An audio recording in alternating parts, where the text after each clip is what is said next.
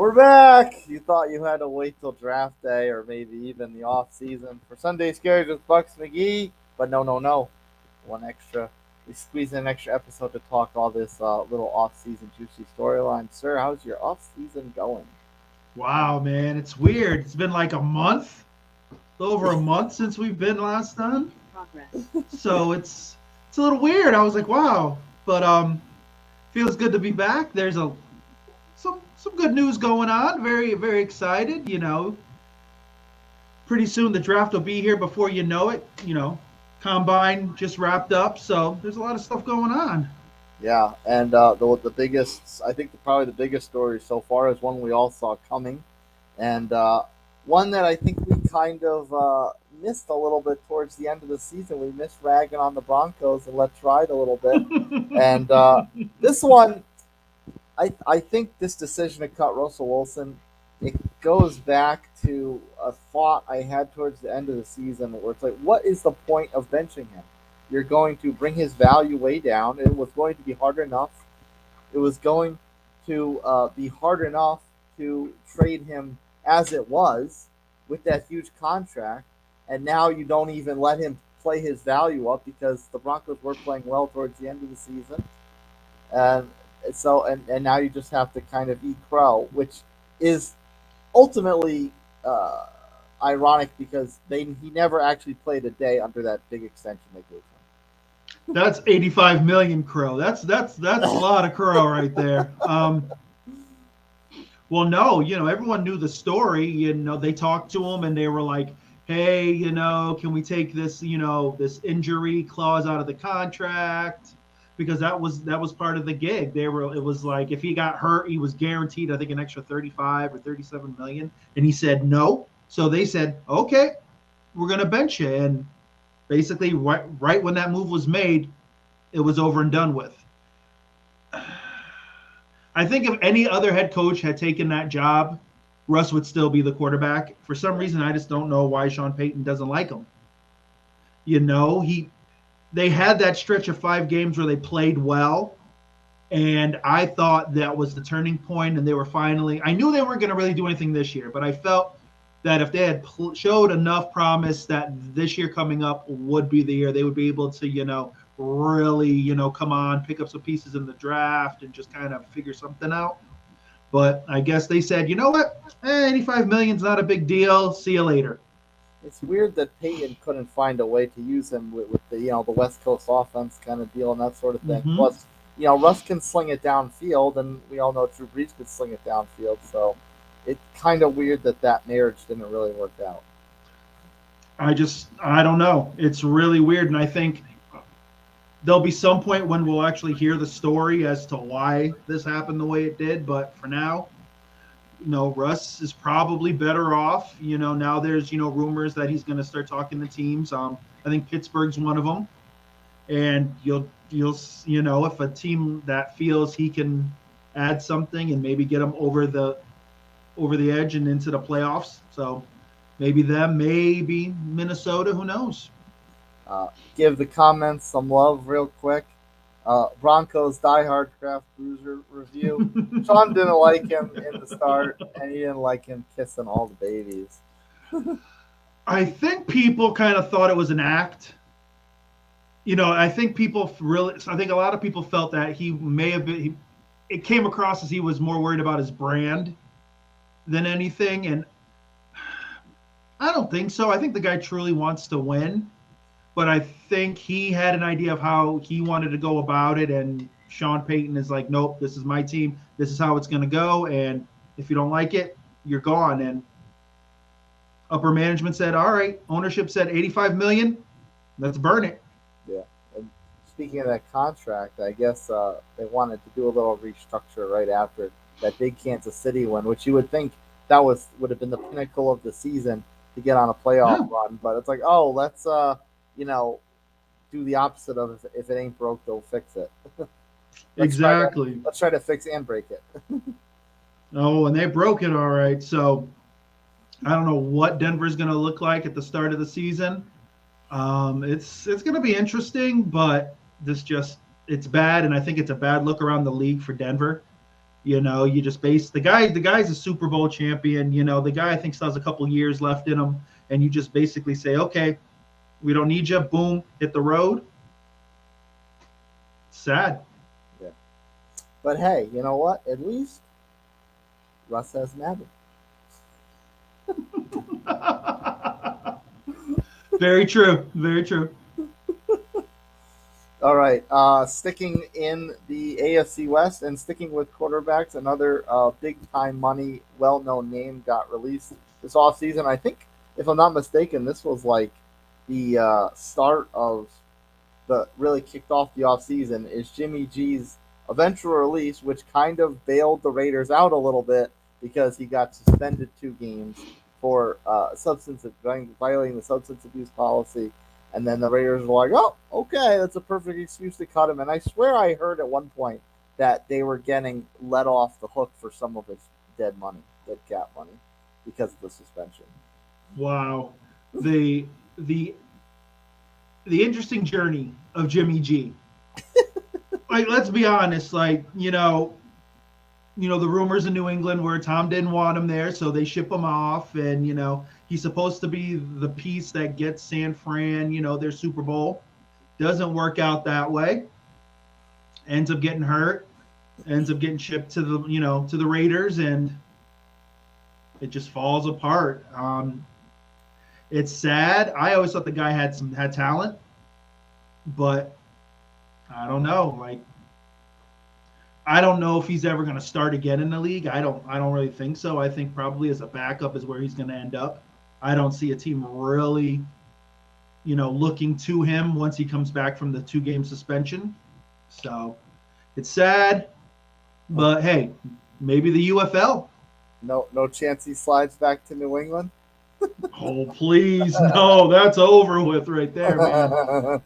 They got money, but they're not spending it on Jimmy G. Yeah. No. Now I slipped my mind before, but in addition to the fact that with cutting Russell Wilson, the Broncos also let go all-pro safety Justin Simmons, and so between him and Russ, that adds up to just under $39 million in dead money on the cap. Is that going to? Now, we talked a lot about last season, especially the way the early season went with Peyton and Russ not being on the same page. Mm-hmm. So last season was maybe was a throwaway season for Peyton, mm-hmm. but now it's almost setting up next season to be a throwaway season too, because you've got close to $40 million that you can't do anything with. That has to restrict that has to just restrict your movement. Yeah, I don't know who you're signing. I don't know what money you have. So it's a situation. First of all, why would you cut Simmons? The guy's a Pro Bowler in his prime. So that Denver's ready to say, you know what, we're cleaning the whole thing out and we're just going to start from scratch. And I think what happens is the rest of the team is going to sit there and say, all right, they literally cut our best defensive player. Justin Simmons is gone. What's going to happen? I think you're going to have guys who are going to sit there and say, you know what? I'm just gonna throw the towel in, just go through the motions and look to get cut. I'm surprised Jerry Jeudy hasn't been traded yet, but that's probably down the road because there was talk about him getting shipped off somewhere. The league's favorite ninja.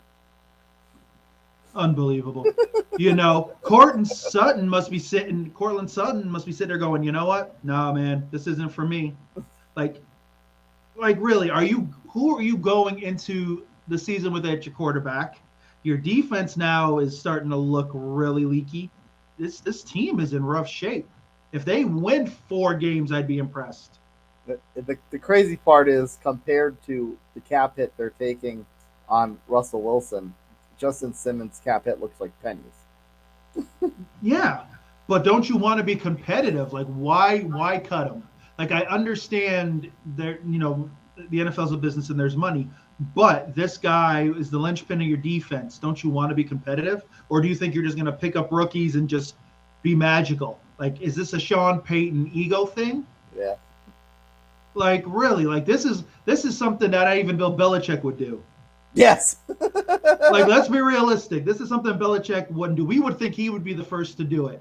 Yeah. So now all eyes are on Peyton. If he doesn't get this right in the next couple of years, this was just disaster in Denver. I mean, Bill couldn't do it. Atalius Thomas. Okay, at least he was able to sign people. That's right. Denver's not going to be able to afford hot dog vendors at this point. Yeah. All right. Speaking of cutting people, your favorite topic of last season, the Buffalo Bills, went on a little. Yes. Went on a little bit of a fire sale.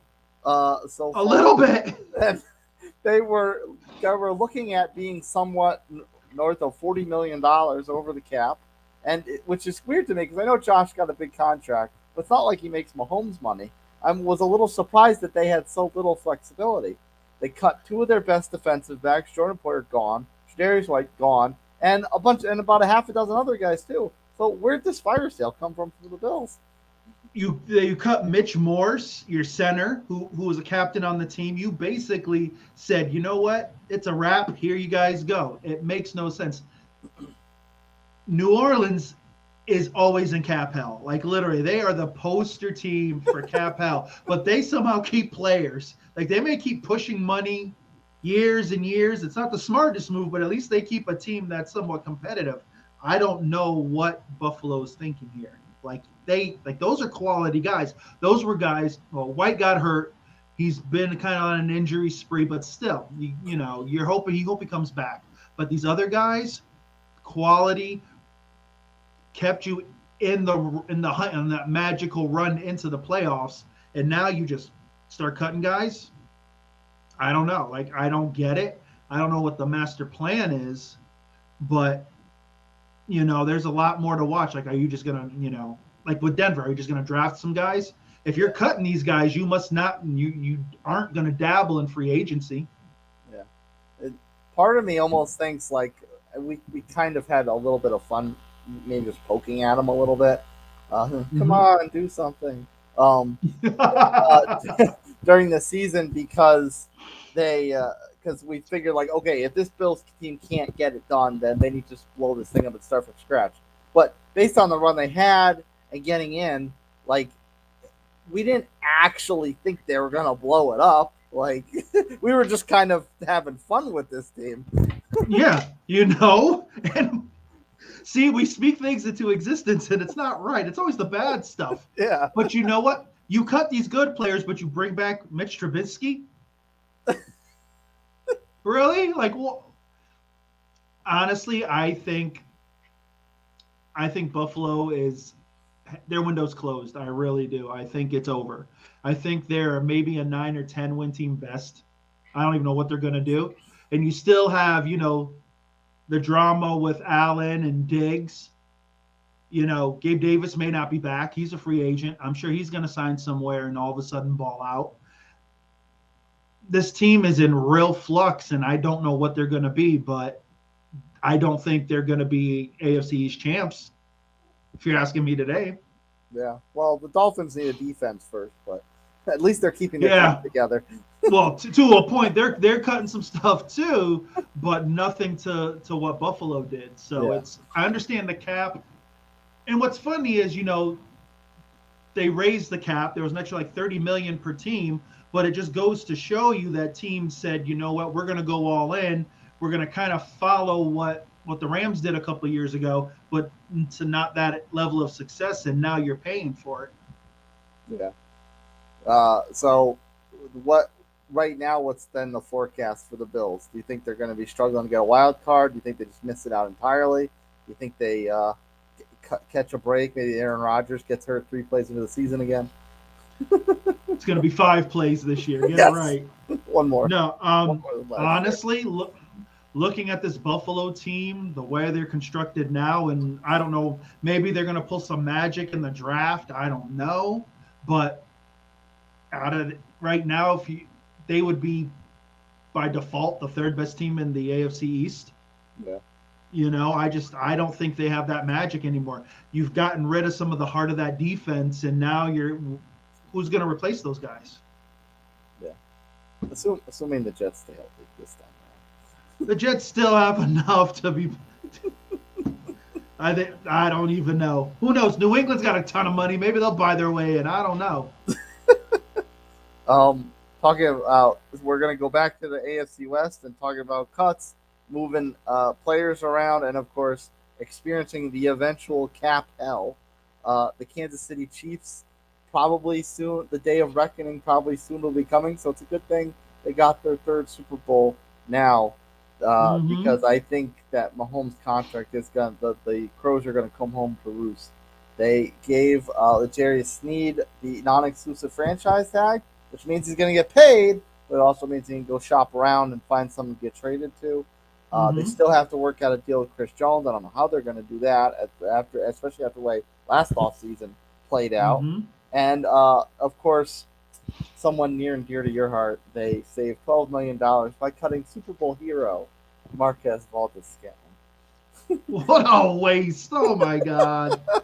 Man had one catch. Good Lord. The ball, he had stick 'em on his hand. He reminded me of Orlando Jones in The Replacements. That's what he reminds me of. Um, no, Snead needs to get paid. He's an unbelievable talent, and he will get paid.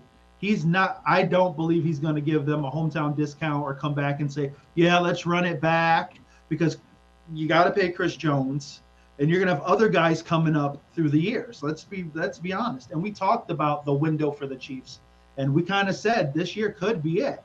That Yeah, if you want to give Mahomes all that money, that's great and all, and defers and all that mumbo jumbo.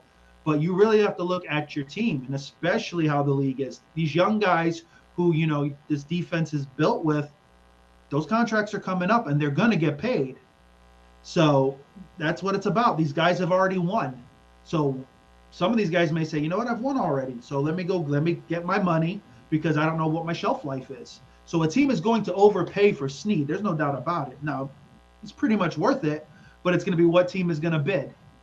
yeah. That's like the HBO Ballers life, where go to some cold weather team who's just stacked, get your ring, and then run Mm-hmm. off to some warm weather Chargers, Dolphins, Jags team that you can just get cash and get paid. You already got your ring and just chill, Yeah, just that's what chill, it's. counting the No, bucks. no taxes. You're good to go. And there it is. So it's going to be one of those things where the team is going to pay him a boatload of money. Chris Jones, I don't know. There were rumblings that people would think that maybe Houston would be the team for him to kind of put them over the edge too, but it all depends on what he wants. If he wants to run it back with the boys, maybe. But then you've really got to look at that team, like we said, how it's constructed. You really have to improve the wide receiving core because they're just a hot mess.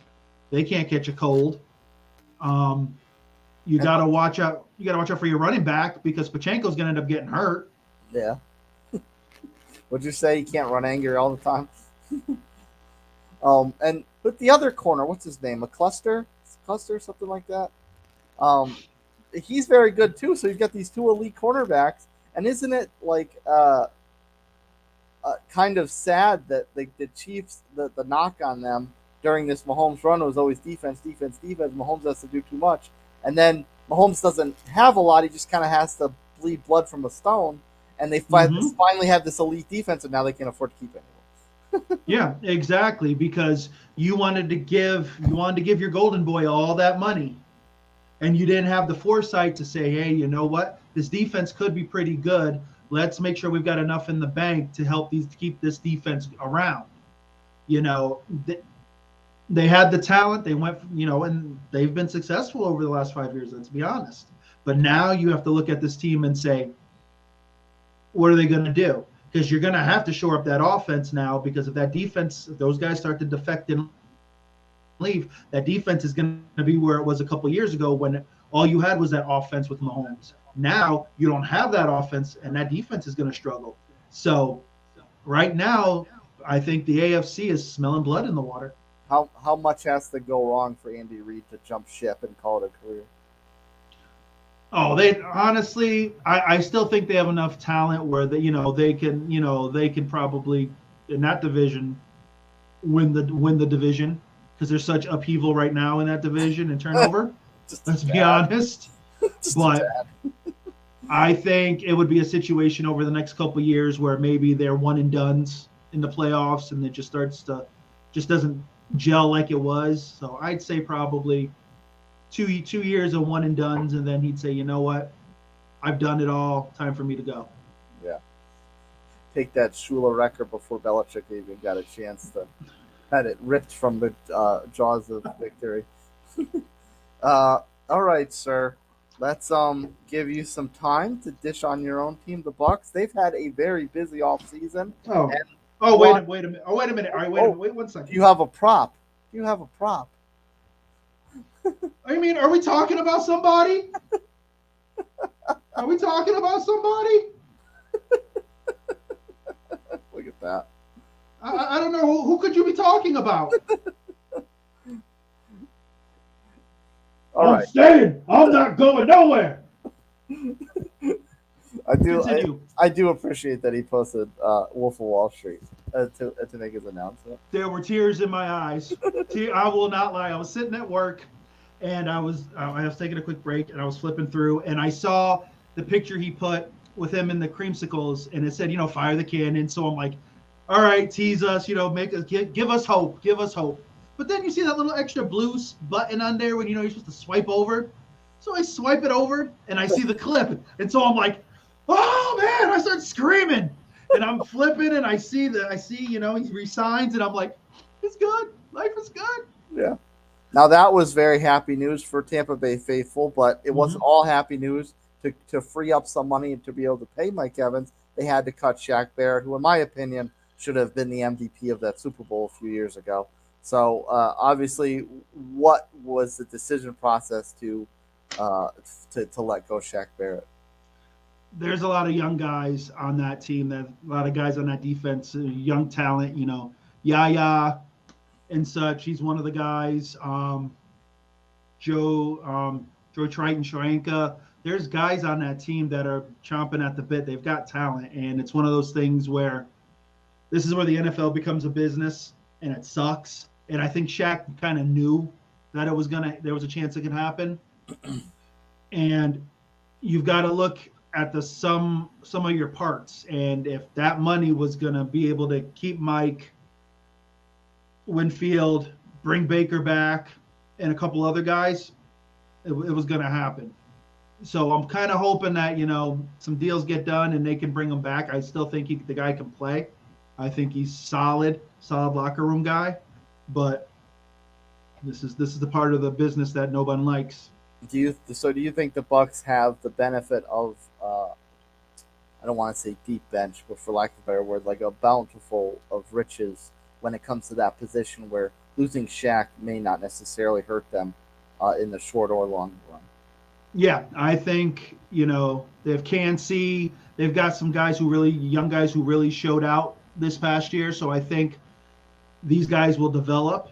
And I think the team said, you know what, we've got enough where I think we can do something. So I think if the position wasn't as strong as it looks and feels, they may have tried to keep Shaq or try to restructure him. But at that point, they saw what they have and said, hey, you know what, we got to go forward. And unfortunately, Shaq was part of that process. Yeah. Well, happier news for you because that did allow them to re-up Mike Evans and a mostly incentivized, not mostly, but a good chunk incentivized contract. It could be worth a maximum of $52 million, but being that there's a chunk of incentives in there, it probably shapes out to being somewhat contract friendly with $35 million guaranteed. So this was obviously important because not only he's proven to be a playmaker post Brady, but also because it kind of solidifies the face of the franchise over the last 10 years. And it probably is one of those feel-good stories of a team that did right by a long-time homegrown talent. One last payday before he's probably getting into the sunset era. It's one of those things where a lot of people really feel that Evans very well could be the greatest Buck to ever play. I'll let you hear a lot of people talk about that. Now you have Levante David. If you go, Derek Brooks, Mike Allstott, you go even farther back to, Leroy Selman, the Gentle Giant, guys like that. But with what Evans has done since he's been in the league. It's he if he retires today, he's a Hall of Famer. 10 every year over 1,000 yards. He's a Super Bowl champ. He's shown year in and year out, and with the quarterbacks he's had. Yeah, he had Brady for a couple years, and Baker balled out last year. But don't forget he had like Mike Glennon. Yeah, Let's be realistic. Mike Glennon, and you still go over 1,000 yards. It's pretty impressive. and infamous Jameis. Yeah, exactly. But I think it goes to show that the Bucks knew that if they had let him walk, it would have been a bad mark on this team for a long time. Mm-hmm. And Evans wanted to come back. They both wanted this to work. So it's just a thing where Evans called his agent up, one night and said, "I want to be a Buck for life, make it happen," and they got it done. So this goes a long way, I think, in bringing Baker back. I think Baker, of course, is going to listen to the offers that are out there, but I think Baker really likes the stability here in Tampa, and I think he'll be back. Do you think this is the last payday? Will he ball out these 2 years and walk out on top, or do you think he'll just kind of go year to year after that and just play it out till he's an old man on the field? I think if they win a Super Bowl in the next 2 to 3 years, I think after that he may sit there and say, "You know what? I got my health. I've done it. Let me do my thing." Or he may say, "You know what? I'll take a cheaper contract and let these young guys," because they've got young guys like Trey Palmer, who really started to develop this year. A speedster, could be the future. You still got Chris Godwin, who's a solid receiver. So they've got talent at the wide receiver position. So I think with Mike, he wants to really just do what he can these next 2 years, and I think this team, with the right parts and such, can make a run. Yeah, and of course there is one more good news for the Bucks, and people always trash on the franchise tag. Kirk Cousins is practically a billionaire because of the franchise tag. If I could live up, I'd live on the franchise tag. Yeah. Oh, just pay me 30-something mil a year. Yeah. Pay me, on the top 5. Yeah, boo-hoo me. Yeah, right, exactly. So whatever. No long-term deal for Antoine Winfield Jr., but he gets the tag with a very bountiful payday of over $17 million. How important was this to get done, and how significant is the fact that he's seemingly taking the tag and not yapping his mouth and just he's going to be happy and take the paycheck? I think at first it goes to show what kind of guy he is. I think it helps, having your father who played in the league too, to kind of guide you through this. I think he really likes playing in Tampa. He's a really cool guy, no doubt. I think they're going to get a deal done for him. And I think if he didn't believe that, then I think you probably would have heard some chirpings and things like that. So I think what's going to happen is they're going to give him the deal. They're going to figure something out. I think how it was probably pitched was, we've got, this core of guys that, we look to be successful, and we can be for the next 3 to 5 years, but we've got to do it this way, trust the process. And I think he does. I think he has seen how Tampa has done business the last couple of years, and he believes in them. So I don't have a problem with it. I would like to see the deal done before the season, but if it's quietly done and ends up getting done through the season, then I'm fine with it. Yeah, and you know what? Worst case scenario, make $17-18 million for a couple of years on the tag, and then once Mike Evans' contract is off the books, then you get something a 3-4 year deal paid out, and by that point you're in the backside of your career. Yeah. So I like the way it's done, the way it's been going, but Winfield is key to that defense. He's the heart and soul of that defense. And now another team of your former apple of your eye, the Patriots. They come into an interesting offseason. They cut J.C. Jackson to put them over $100 million in cap space. Where did this money come from? I heard we didn't hear anything about any kind of money, and now all of a sudden, $101 million over the cap, under the cap. They got money to spend. The last time they had money like this, they went to tight end U and got Jonnu Smith and Hunter Henry, and we saw how that turned out. Well, now we'll see. if Bill really wasn't all he cracked up to be. Because if they go spending crazy, and they get players in there that actually work out, they're like, maybe Bill wasn't the talent evaluator we all thought he was. Oh, we knew he wasn't. Let's be realistic. When was the last time he freaking drafted a quality wide receiver? Like, let's be realistic. If it was defense, yeah, Bill was great. Offensive, man, that guy couldn't do squat. Let's be realistic here. I mean, let's think of the two quality wide receivers in the Bill Belichick era: Troy Brown, who was an old man he inherited, and a future Hall of Famer who everyone knows who we're thinking of, who kind of fell in their lap. So Jabbar Gaffney was good. Jabbar Gaffney, a token journeyman indeed. David Patton was good. Oh, that's true.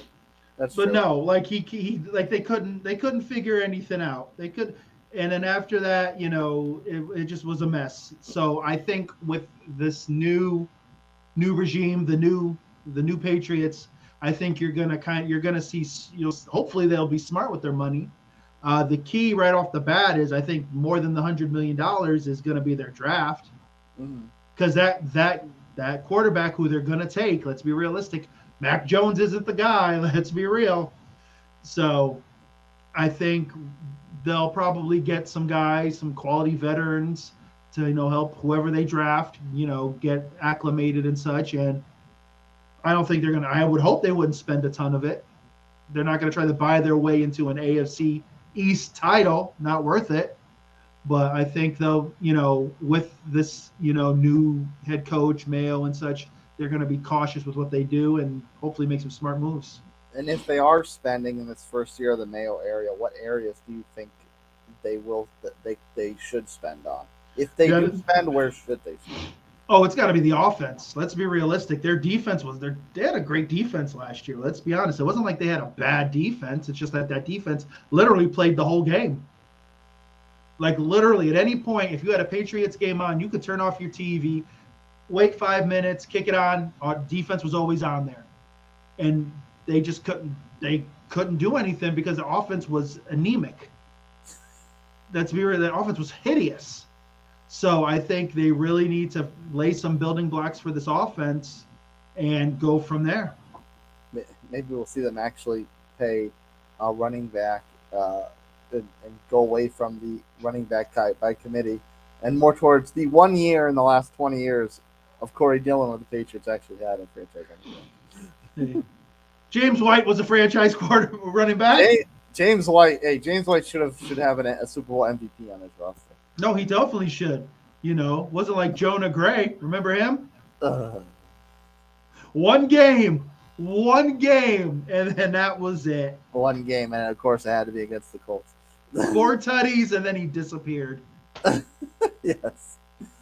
Now, another team that had a little bit of a mini fire sale, and that is the Seattle Seahawks. Seattle team that very much had a bit of a surprise. I mean, a little bit of a disappointing year off last season, but still stayed competitive. We kind of thought they would be a little worse than that. But they free up $35 million in cap space, cut Jamal Adams, cut Quandre Diggs, cut Will Dissly. That's a lot of money to free up. Where do you think that mentality came up now that Pete Carroll's kind of pulling the strings instead of calling plays, and what direction may they go in? Wow. Yeah, I was like Jamal Adams. I wasn't overly surprised, with the injuries and such. I think he was probably the prime candidate. But Diggs, that was a little surprising. I liked Diggs. I thought Diggs was great in that system, but you got to cut to you got to cut away to get some stuff, I guess. So with that team, I guess they're gonna try to get younger. The defense was solid. Maybe linebacker, but I think maybe offense as well, because don't forget Tyler Lockett's getting up there in age. So you probably want to look at wide receiver a little bit more, maybe. Though they do have Metcalf and a couple other guys. Yeah. I don't know. It's interesting because they're not a bad team. It's just it all depends on where this team is going to go with the new coach. Like Mm-hmm. what is the offense going to be? So it's going to be interesting to see. If I was them, I wouldn't go overly spending on any big veterans. Just get some solid pieces and just see where it takes. So it's not a rebuild, but I don't know if they're going to be in the hunt for the NFC West come December. Yeah, it's a weird place to be in because you don't know what the shelf life is on Gino, but they did already pay him, and Yeah. Drew Lock's kind of question mark as far as their commitment to him. So it's kind of like there's some weird space as far as where they actually would spend that money. It's almost like they're in NFL purgatory. They're not bad, Yeah. but you're not like, oh wow, watch out for the Seahawks. They're coming for the Niners. Like, but even though they do sometimes, they play above, they play more than the sum of their parts when they play the Niners and such. It's just I don't know what this team's gonna be. I don't know. And another team, the team in my current backyard is these Carolina Panthers, and they had quite the dismal season this past year. And I guess the season tickets are going up to cover Brian Burns' $24 million franchise tag.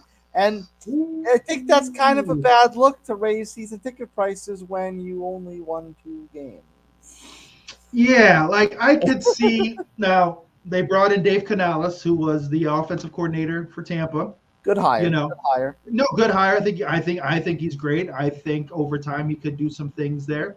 If the offensive line holds up and allows Bryce Young to survive and breathe, maybe more than 3 seconds in the pocket, less than three. But yeah, like usually when you do this, you've brought in like a big ticket free agent or a big ticket coach, and I don't know.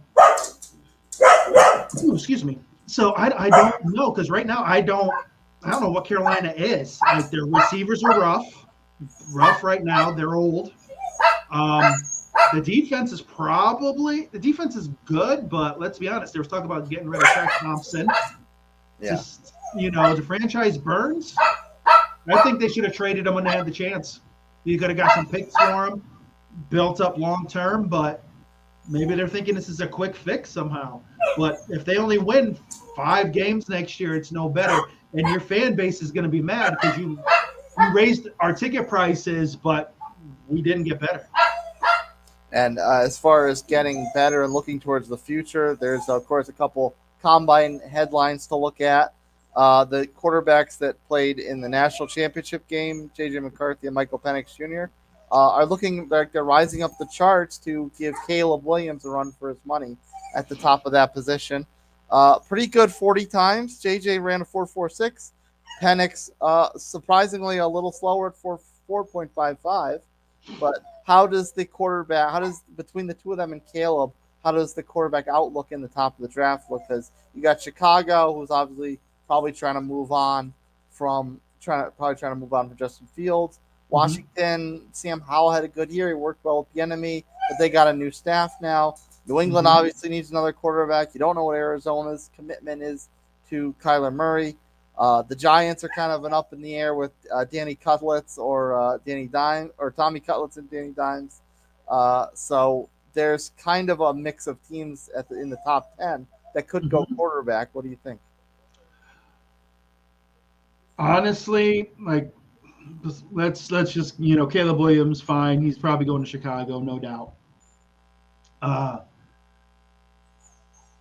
there's no doubt that next 2 picks, the first 3 picks are going to be quarterbacks. Like they have to. Like there's no reason why any of those teams should not go Bing, quarterback. bing, bang. All three Right. of them. All three of them. Okay. If you're telling me Arizona, I think they have a renewed trust in Kyler, and it wouldn't surprise me if Marvin Harrison Jr. ends up there because Kyler hasn't had that number one receiver. He hasn't had it. He's had a mixed bags of speedsters, but not like a bona fide star like Marvin Harrison Jr. So the Giants, oh, they're getting rid of Danny Dimes. Let's be real. The guy's got a neck injury. This is tough. The Giants,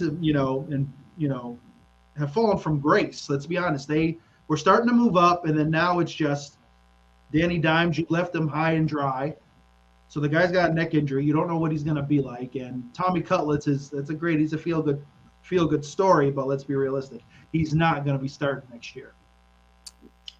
But when it comes to McCarthy and Penix, they need to go to a team that's got a solid foundation and a solid quarterback they can learn from. Like I think they can be great, but I don't know if you could just throw them in the fire and say, here you go, good luck. I don't know if they're there. Out of the two, Penix might be able to do that just because of the physical tools he has.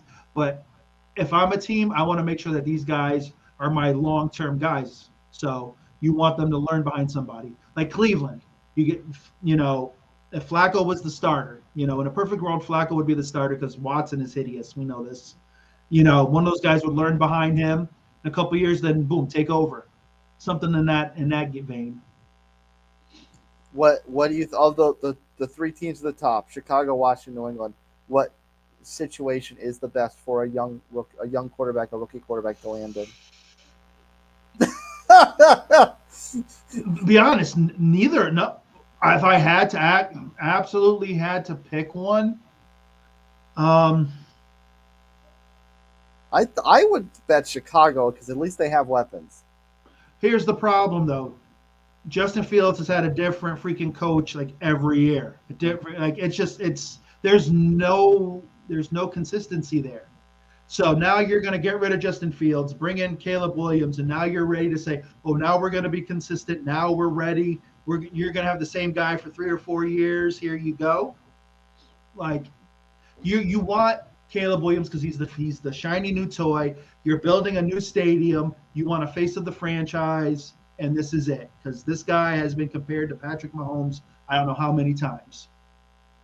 Washington, they're kind of rebuilding their whole franchise, not only what's on the field, but in the front office after the whole Dan Schneider fiasco. So they're starting to, rebuild that.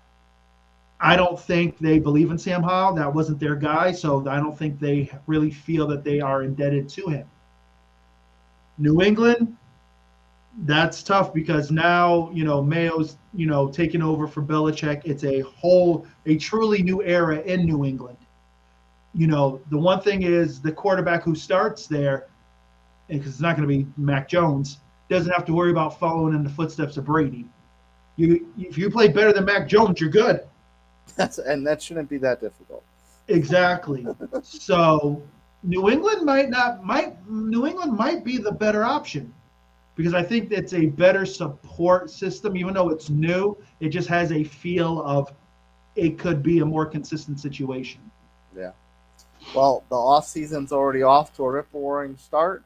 We still got plenty more free agency to dive into in the coming months, and of course the draft. We can't just forget about. No, man. That's the good part right there.